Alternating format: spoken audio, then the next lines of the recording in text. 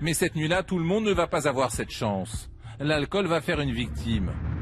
À quelques kilomètres de là, le commandant a été appelé sur un terrible accident.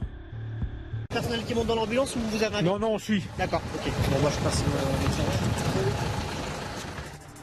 Ce véhicule n'est plus qu'un amas de tôle.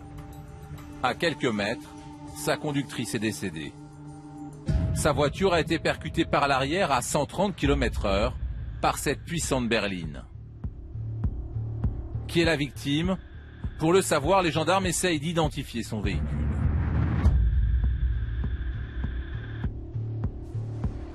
Vous cherchez quoi?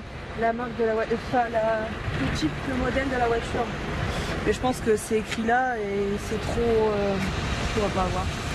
Il a passé le fichier, il n'y a même pas de carte grise. Elle est sacrément déformée la voiture là. Merci. Ouais, là c'est impressionnant.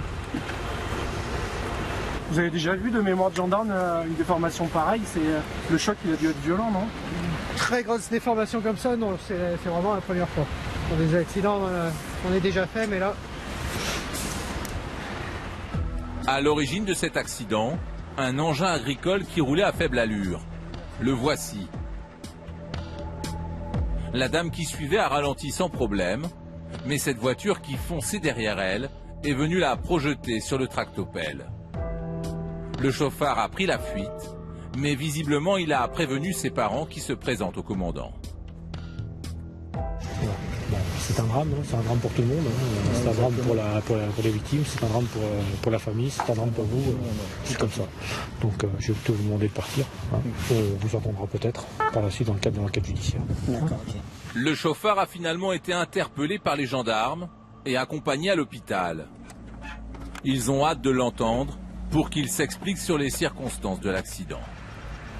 Malgré la multiplication des contrôles sur le terrain, les autorités ne parviennent pas à réduire le nombre de morts sur la route. C'est un fléau contre lequel on lutte au quotidien, tout au long de l'année.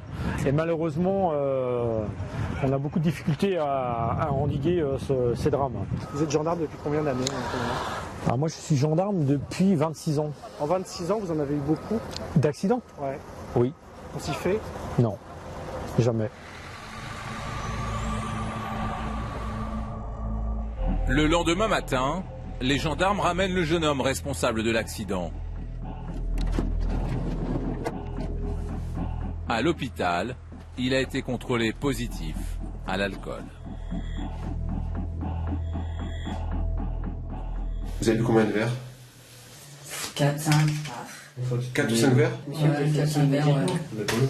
Vous êtes parti, vous avez consommé 4-5 verres. Est-ce que vous vous sentiez dans votre état normal? Ouais, je me sentais bien. Ouais, Vous réalisez ce qui s'est passé? c'est difficile à expliquer parce que c'est pas un truc que je me souviens. Le comportement que vous avez eu, c'est... Non, c'est carrément de la stupidité. Stupidité, encore on est gentil. Parce que de l'autre côté, dans l'Opel, t'as une dame quand même qui est décédée. Qui est décédée, ouais. Et là, quand on se dit que c'est notre faute, c'est qu'on met tout à place. C'est drame, quoi. C'est grave. Ouais. Là, c'est grave. L'automobiliste parle très froidement de l'accident. Il ne semble manifester aucune compassion pour la victime. Les gendarmes sont déçus par son comportement. Et moi, ce qui me surprend, c'est qu'il n'a pas trop de... Soit qu'il réalise pas, ou... Je dirais qu'il n'a pas trop de remords par rapport à la personne décédée, quoi. C'est plutôt sa vie à lui. Dire que je vais perdre le boulot, dire que je vais perdre le permis. Il pense plus à sa personne que le camp adverse. 4-5 whisky, une soirée. On a fini l'année, on finit de travailler. J'appelle les copains, les collègues, on va chercher une bouteille de whisky, 2 bouteilles de coca. Dose maison, 4-5 doses, et puis il faut regagner, on va passer le réveillon avec maman. Donc on prend le volant et puis on prend des risques inutiles. Voilà. Dans le bureau d'à côté, un homme éploré, le compagnon de la victime. Avec sa fille, il est inconsolable. Bon courage, vous renouvellez les condoléances. Monsieur. Au revoir. Ce sont mes enfants qui m'ont appris l'accident. On nous attendait, on devait réveillonner ensemble, se préparer pour venir me rejoindre. Et puis voilà.